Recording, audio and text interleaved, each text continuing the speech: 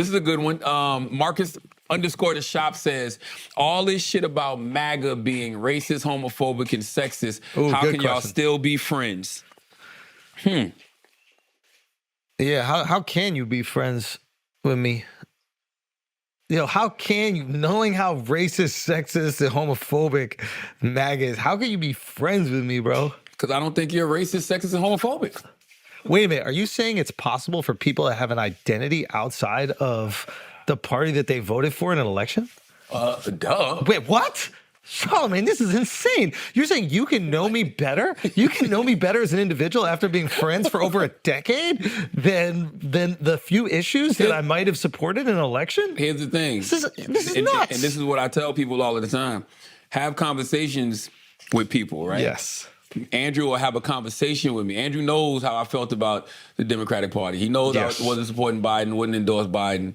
But when I endorsed Kamala, he wanted to know why. Absolutely. We would have conversations. We have conversations about why he chooses to endorse Trump. How I have a conversation. I didn't endorse Trump, by the way. Oh, you didn't endorse him, but you voted for him. I voted for him, yeah. But I did not endorse him. I don't feel comfortable endorsing a candidate to people. I just want them to make the decisions themselves. That's how I feel. Like, I feel the same way. Like, I don't want to tell you what to do. I'm just going to tell you why I'm doing what I'm doing. And I'm going to tell you the issues that, resonate with me. And please believe, if there was a candidate on the Democratic side, like I have in the past, that tapped into issues that were important to me, I would vote for them.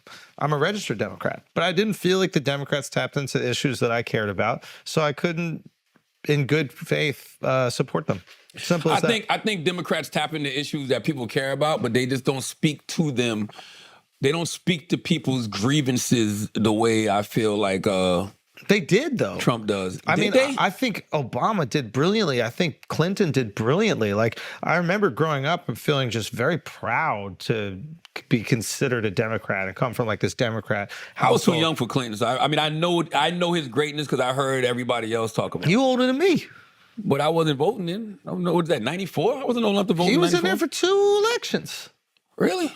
I know he was there for 2 terms. When he came out, when was his last term? 2000. Yeah, I didn't vote till Obama. It still felt cool. 78, 98. And when the fuck did how old was I in 2000? 22? 24, 26? No, hell no. 27?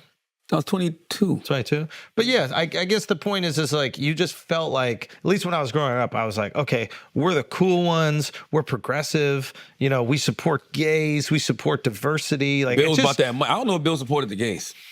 Nobody supported the gays back then. Because Obama didn't. Obama's the one who made gay marriage legal. Right. But nobody supported them back then, but we supported them more than the Republicans for sure. And I just felt, I felt progressive and I felt cool and I felt we were pushing America forward and it was this great thing.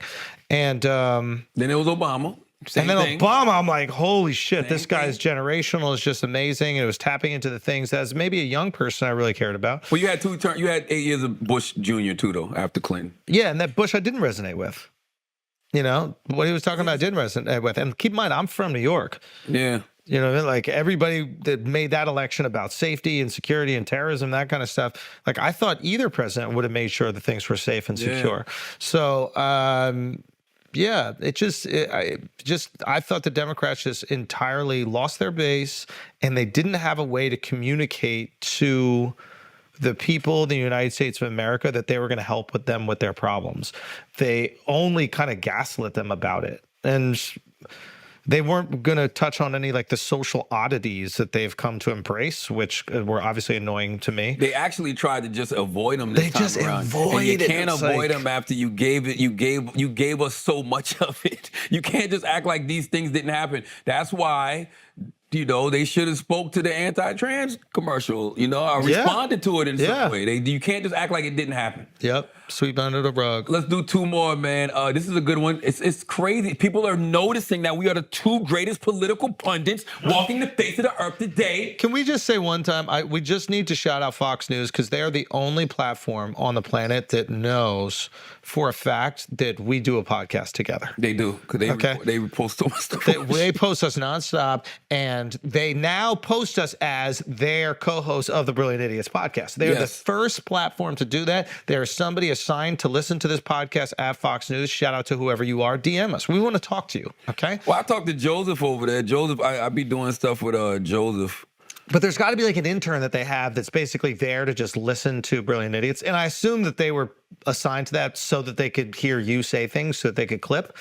But then, just so it turns out that like the other guy on Brilliant Idiots is the, second most important political pundit in American history. So in current, not history, but current, like in modern day times. Yeah. And also they're very fair. That clip that people took out of context where they tried to say whatever the fascist thing was, Fox got it absolutely right. Charlamagne notes how Dems stopped calling Trump fascist after he won, how much of it was just politics. And they quoted what I said, and they referenced Biden's speech. In brief remarks Thursday, Biden said he congratulated Trump on his victory and assured that his entire administration would work to ensure a peaceful and orderly transition. He emphasized unity and spoke about political campaigns as a contest of competing visions that the country chooses between. This was a stark departure from Biden's rhetoric about Trump and his supporters being a threat to democracy are garbage as he campaigned in the final weeks of the election for Harris. I'm just asking the goddamn question. You can't tell me that this is the end of democracy, and then when they win, go, hey, best of luck with everything, and we hope it works out, and everything. You know who else asked that? Who? Fox News senior White House correspondent Jacques Heinrich questioned White House Press Secretary Karine Jean-Pierre about this change in rhetoric from Biden, recalling that this administration messaged to millions of Americans that they're going to wake up the day after the election if Trump won and have their rights stripped away, that democracy would crumble, and the president said today we're going to be okay. Like, why can't you ask those questions? Why does that make me a hypocrite?